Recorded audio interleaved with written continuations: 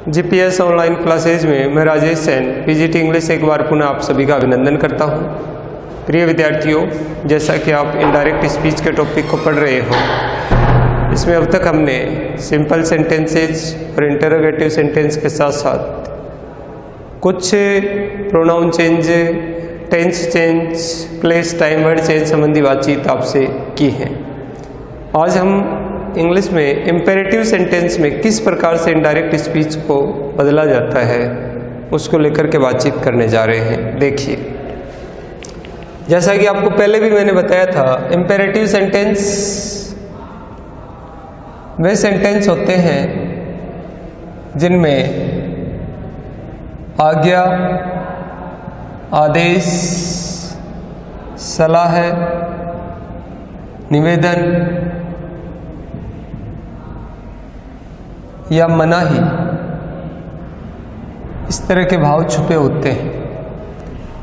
आज्ञा आदेश का मतलब हम किसी को कमांड करते हैं, किसी को ऑर्डर देते हैं।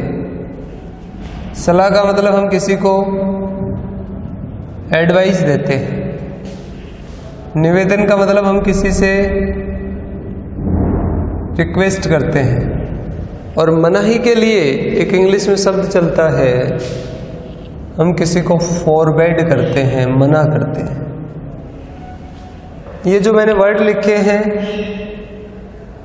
इनमें से फॉरबैड शब्द इंग्लिश की फॉरबिड क्रिया का सेकंड रूप है, और बाकी के जो इधर वर्ड लिखे हुए हैं, ऑर्डर, एडवाइस्ड और रिक्वेस्टेड,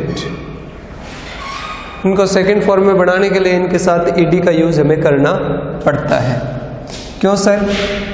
क्योंकि जब हम सेड अथवा सेड टू को चेंज करने की बात करते हैं तो हमें ऑर्डर्ड, एडवाइस्ड या रिक्वेस्टेड इस तरह के वर्ड यूज करने होते हैं। फॉरवर्ड मैंने जो यहाँ वर्ड लिखा है वो ऑलरेडी सेकंड फॉर्म है।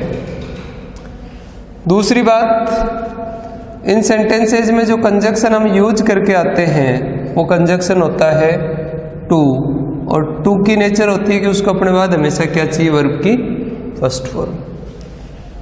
इसके अतिरिक्त आपको कोई प्रोनाउन चेंज करना पड़े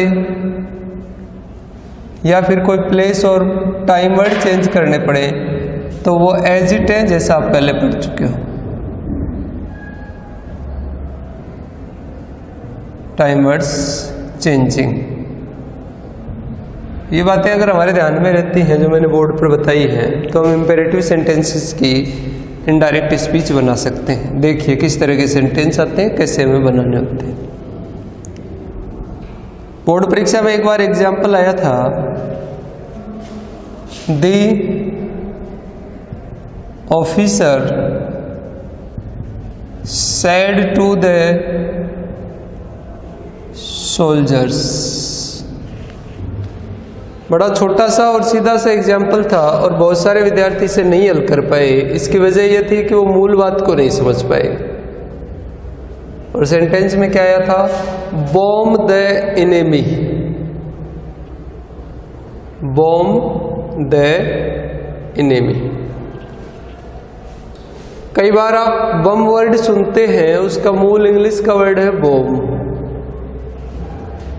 दो रूपों में प्रयोग होगा, एज ए नाउन और एज ए वर्ब। नाउन के रूप में आप जो हिंदी का वर्ड काम में लेते हो बम, वो है।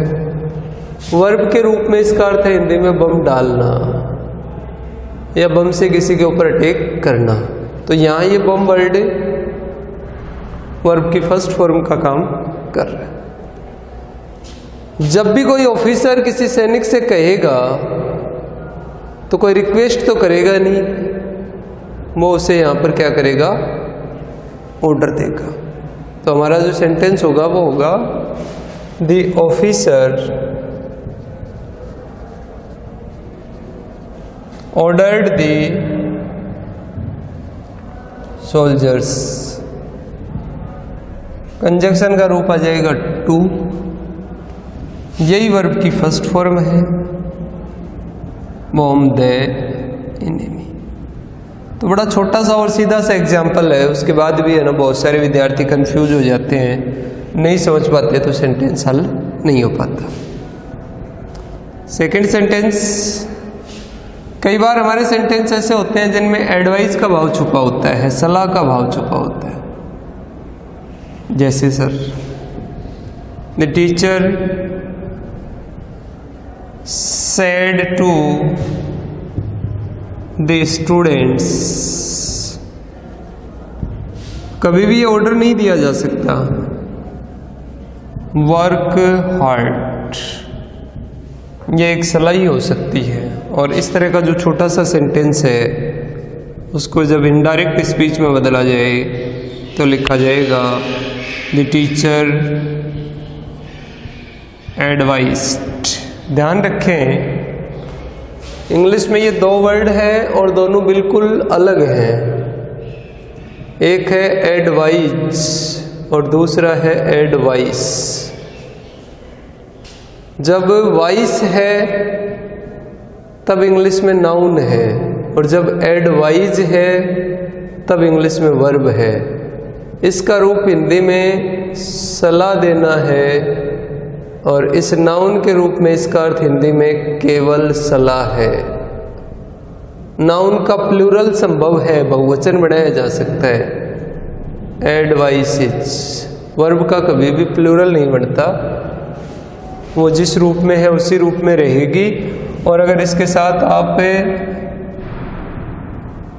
एस लगा दोगे एडवाइस तो फिर ये प्रेजेंट सिंगुलर फॉर्म बन जाएगी।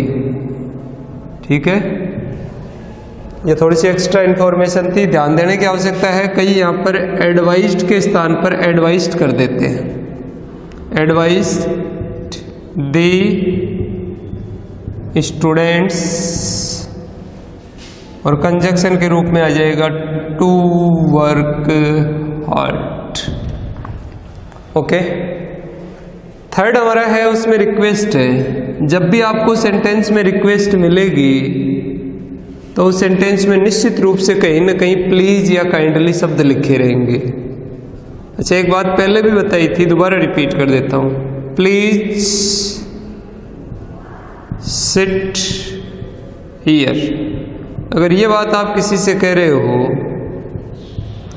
ही सेड टू मी, और फिर आपको कहा जाए कि इसका इनडायरेक्ट स्पीच चेंज करें, तो ये जो सेड टू है उसको इस प्लीज के अनुसार चेंज किया जाएगा रिक्वेस्टेड में। ही रिक्वेस्टेड मी।